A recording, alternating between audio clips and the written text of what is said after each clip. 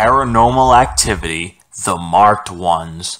Ooh, so now we're adding subtitles, are we? This is apparently a spin-off of the Paranormal Activity franchise, which is kind of stupid. After 1, 2, 3, 4, why would we need a spin-off? And this is the only one. And there's only 6 in the series, which is where they were going, so might as well just call it 5. But The Marked Ones is a pretty cool subtitle to a movie.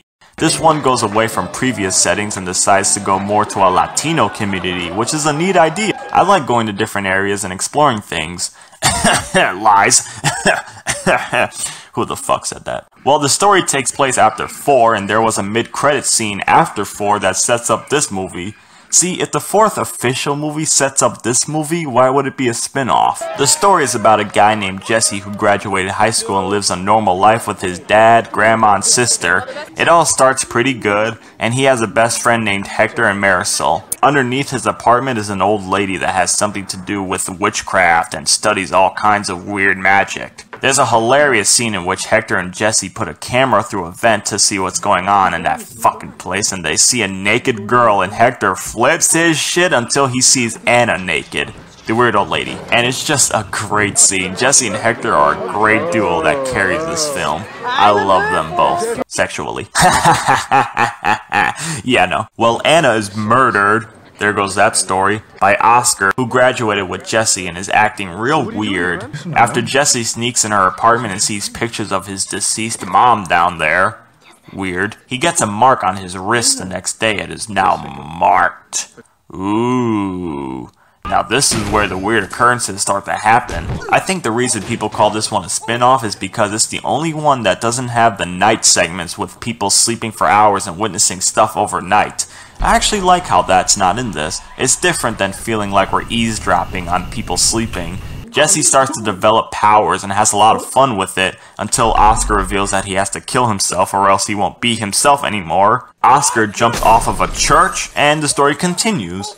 Well, Jesse apparently didn't listen to Oscar because he becomes more of a dark person after a strange encounter in Anna's basement, which is a freaky but neat scene. He becomes a dick and develops new abilities. He pushes his grandmother down a flight of stairs. Jeez, man. Just cause she tried to cure him with eggs. What? Eggs? What the fuck will eggs do? You eat those things, not cure possessions with them.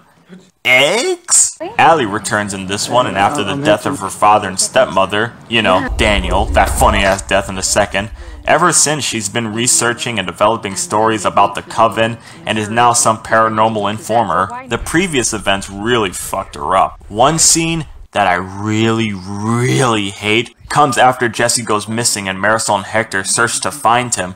Now, there are some dumb characters in the franchise who won't handle situations well, but Marisol might be the dumbest. Hector was the smart one. They hear of the Coven and Marisol wants them to go there and find Jesse, which already sounds stupid. Hector implies they should call the cops and have them settle it, which is brilliant. And also implies these people are dangerous, so they shouldn't do it.